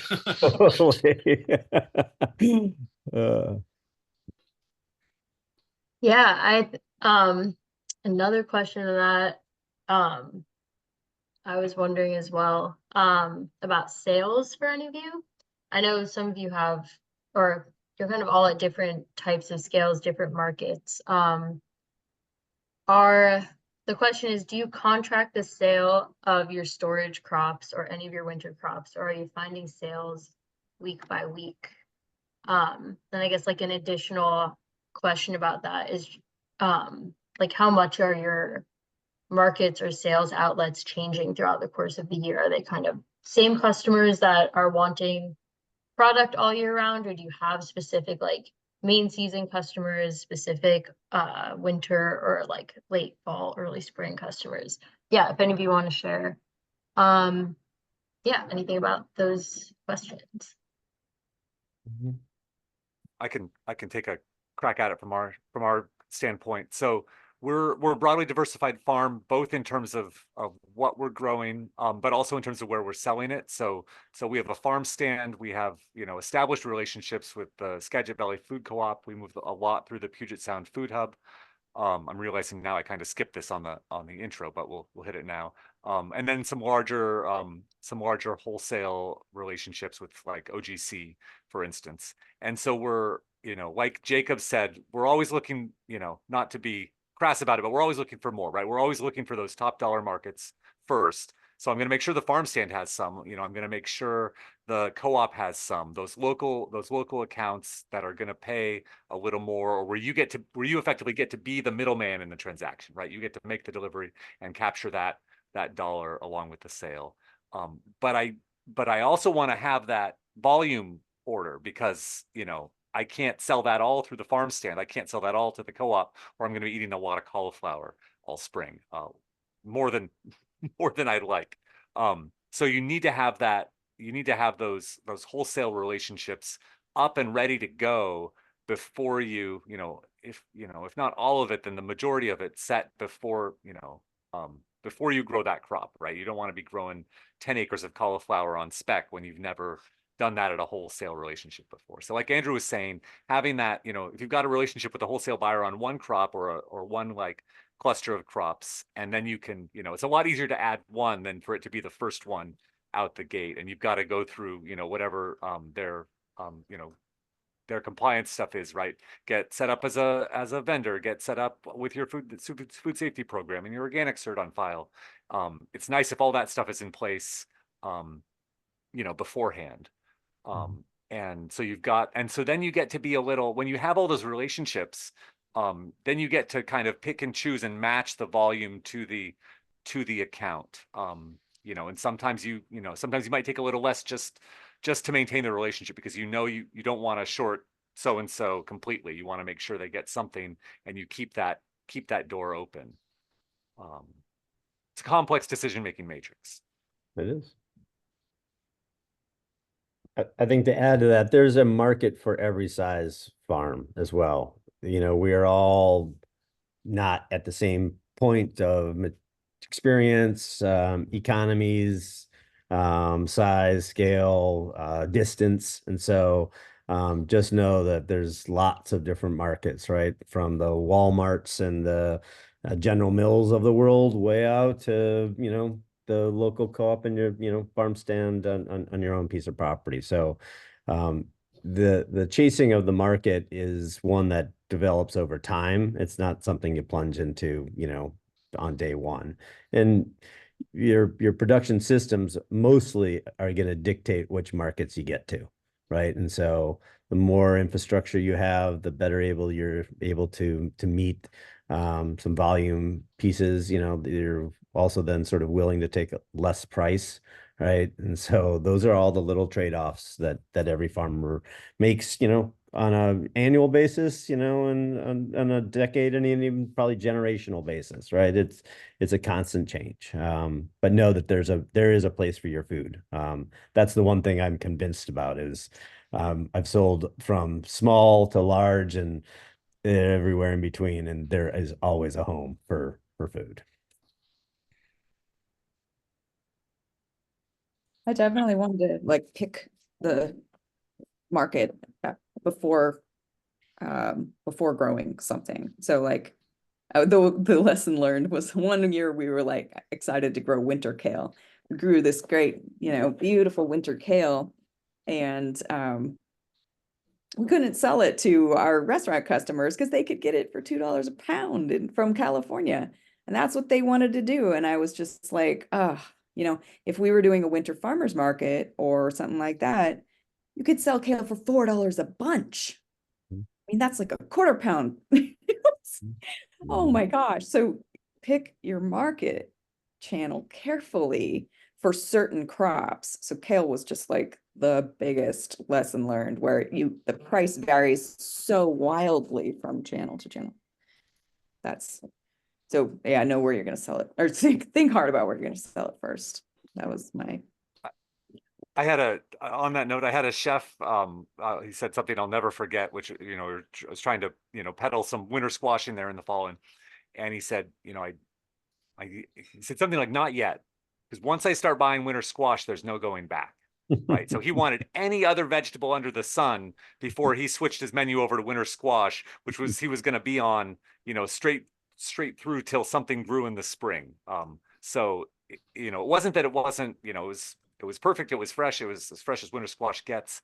But from his perspective, he didn't want to be locked in on that for 6 months or 5 months. He wanted to have that for 1.5 or 2 if he could help it.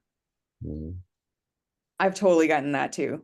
Yeah, when they aren't ready to switch over, because once they've switched over, it's like they're in There's no going back. Yeah. There's no game. That's really true. And so, but also, like, don't be scared to let your product sit in storage for a bit longer. Just wait, because it'll sell once everybody else has sold out, or whatever it is. Like, once the chefs are ready for it, then they'll start buying it. So don't freak out if you're not selling your squash in November, because come January, they'll be wanting it. So it's okay to wait. You also can just outwait your farms. I wait for Jacob to run out of kale, and then I get to sell mine. And same thing, I wait for Ray to stop selling leeks so I can finally get rid of the last of mine in April. But as I said, there's always an opportunity. You just got to have a little bit of patience and trust the universe. It'll take care of you. That is true. You got to look around. I remember a story from Tim at Ralph's greenhouse, and they always grew their parsnips, and they were growing parsnips and doing great. There's a nice little local Northwest market for it. And in 1 year, they're like, oh, it's, you haven't been buying any parsnips to this customer.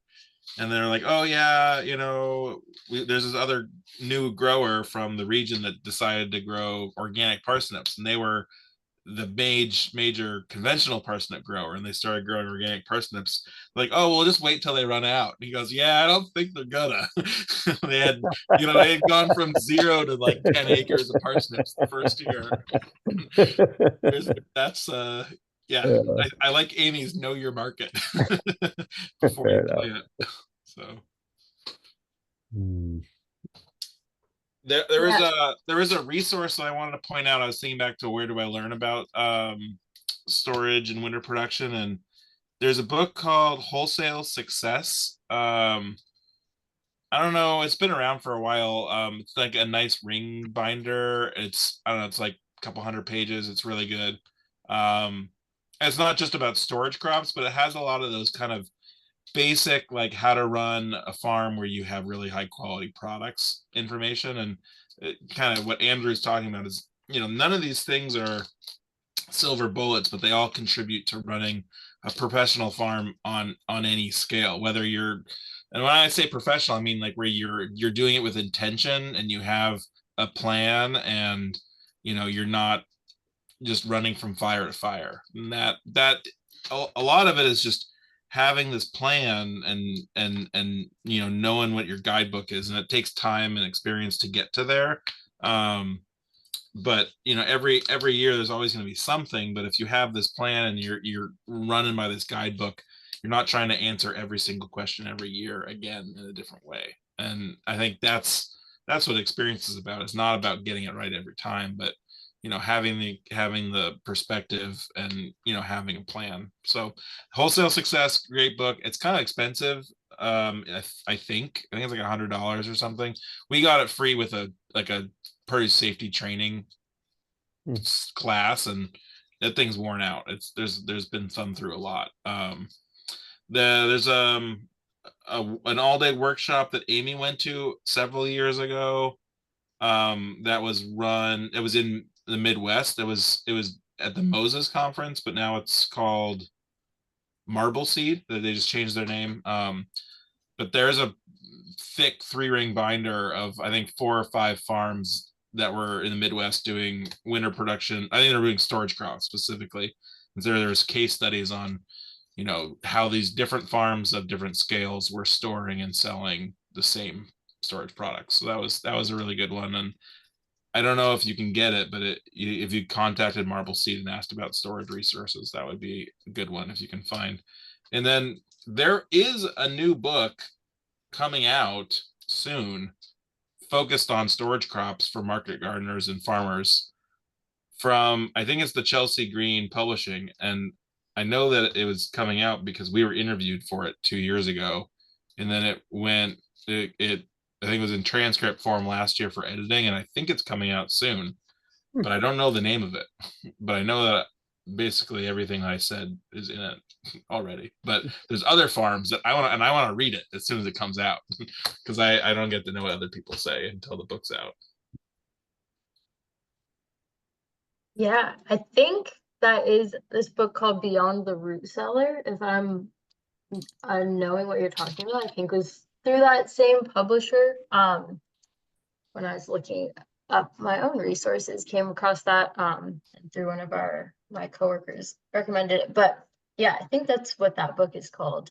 Oh, I think that, yes, I think that is yeah, and he has a small winter storage crop farm in interior Alaska. So they really got to have storage crops. So yeah, that was a fun interview that we did on the same topic a couple of years ago. But is it out? No, it says on Amazon it says pre-order available. So yeah, I guess it's not out yet. Yeah. Beyond the Root Cellar. Yeah. And yeah, I'll plug that we'll be sending out some follow-up resources after this workshop. I think there's pictures of our new used cooler in construction in that book. So sweet. Yeah, we have time for like one more question.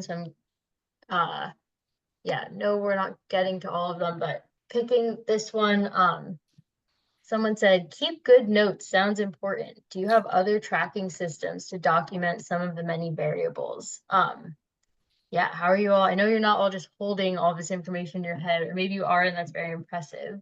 But yeah, what's like your tracking system, record keeping, note taking, or any tips about that for learning from each season? We built a database to track it all on Access, and from needing to create planting plans. There's a software company called Tend that we've used. There's other ones out there. I find it's the easiest. I think is a $300 subscription, but they pack in a lot of information, very friendly. And then we create, work orders and track times and plantings and all that so that you have a resource to go back to, right? And then, somewhat, I've lots of notebooks sitting on the desk, and every once in a while I'll go back to one of those and be like, oh yeah, that's what happened. Some people are better than that than I am. But keeping notes and trying to have those systems, like Jacob was right there able to just rattle off, here are my seed dates, here's what we do, right? And that just, it comes with practice and time, but those become, super duper valuable. And those are hard earned nuggets right there, right? I was actually taking notes on those. I'm like, that's experience talking, right? So the results may vary. enough, but you also know your valley too, right? You know the temperatures, and you know what light does, and you know what airflow does. I called you on broccoli the other day, remember? And I can go later on broccoli because we have less fog than you. That's the years, right? So, but keep notes, right? And those tracking systems. But I like Tend. I'll plug those guys, any day. And we're in the process of developing our own fancy new shiny database after taking Excel to the brink of exploding. And we honestly rely a lot on, so we do a lot of planning in Excel, and then we print out Excel sheets that have blanks for actuals. So the plan is there, and then the actual, there's like a plan date and an actual date. and the actual date is blank, and then there's a spot for people's initials, and then there's an actual plan number, and then there's an actual number for everything, whether it's trays in the greenhouse or beds in the field or bed feet in the field or harvested quantity or whatever. And so there's always a reference of what did we plan to get, what did we actually get. And we keep that in 3-ring binders, and I got 2018 and 2019 when we started being really good about records. Maybe it was something like 2018 through now, and I can go on the shelf and look it up. And the reason why I have those rattled off is because I look at those all the time, and I'm like, it's really funny because I was like, we went camping last weekend. We went for the solstice. We went camping as a family, and I came back and I was like, shit, we need to plant carrots. It's late. And I went and I opened the 2021 and 2022 binder and was like, all right, we planted carrots on the 23rd and then the 25th. Like the last, so like I think we're in the ballpark. I think we did okay. So yeah.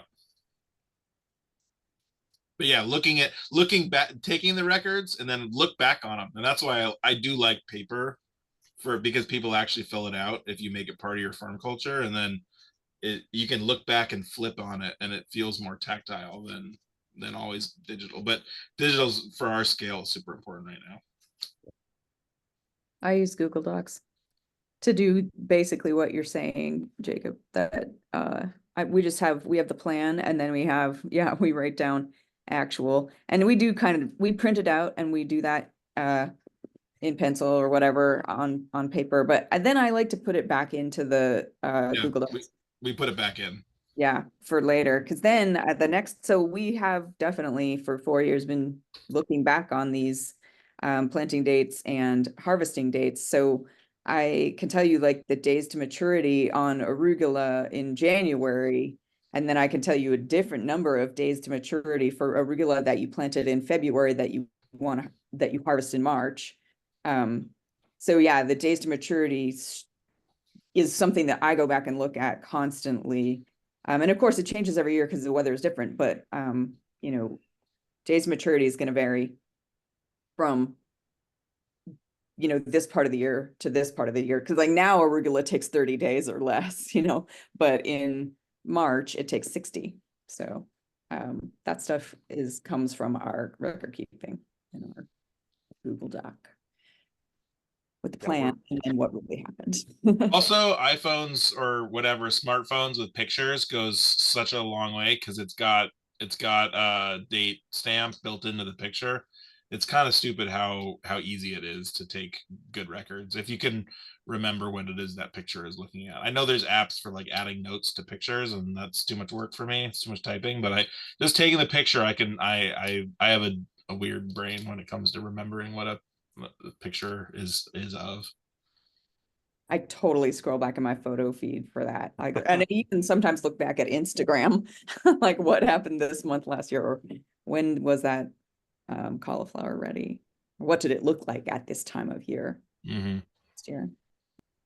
We're right there too in the thick of it with Excel for our crop planning. Where we've got crop by we've got a form by crop and variety and days to maturity, all the way out to the number of flats and how that works out in terms of row feet, so we can figure out our acreage on a given crop. And I guess my one little learning, if you're not already using filters on Excel or Google Sheets, because that's a great way to get it by crop or by date, the time frame or whatever, and have it all live in one form without having to navigate a ton of tabs for the same kind of thing, and be able to see that data in really actionable ways really quickly. Yeah, thank you so much. I know that's something we're always working on, is like how to have records that are actually like useful to you, and not like, everybody's got their own system, and it's like the best system is the one that works for you, or like gives you the information that you want to know. Okay, I'm gonna end it with this last question. We had a student the other week ask us how often we check the weather, and the answer is like every day, multiple times a day. But someone asked, which weather site do you find the most accurate? So everyone give your rapid fire final question, final answer. I'm a weather underground junkie. I need to have 50 data points in micro fashion. I just can't help it. And then I like climb. I like weather underground. Yeah, I use weather underground. I go straight to NOAA. Go to the NOAA thing, type in my, I don't have it auto, I type in my zip code every time. Put it on the little map right on our farm and take what I get. Weather underground, and then I use storm radar for the hour by hour to figure out when the transplanting or cultivating window is coming, or when the freeze is starting, or Yeah. and then I always look back at, for us, we lucky we have a bunch of, in Skagit we have a bunch of the ag weather net stations, so they don't have predictions, but you can look at actuals like by the hour. And so it's really important for winter or like late fall, when you're checking, you're like, okay, so if Wonderground is telling me it's going to be 22, on this night, go and look at what the actuals are at these different stations, and then you can say, well, what does Wonderground 22 at this location actually mean? Is it plus or minus? And you can calibrate, and then you lose your mind when things happen differently. With the clouds rolling late and then everything got frosted harder than you thought, yeah, you just lose your mind. So Yeah, because our farm will be like 4 degrees cooler than what the forecast for Fall City will say. And then the same was true at our Viva King County parcel. We were in a real cold spot on that parcel too. And what was awesome there was that the Woodinville station of the Ag WeatherNet was right there across the ditch from us.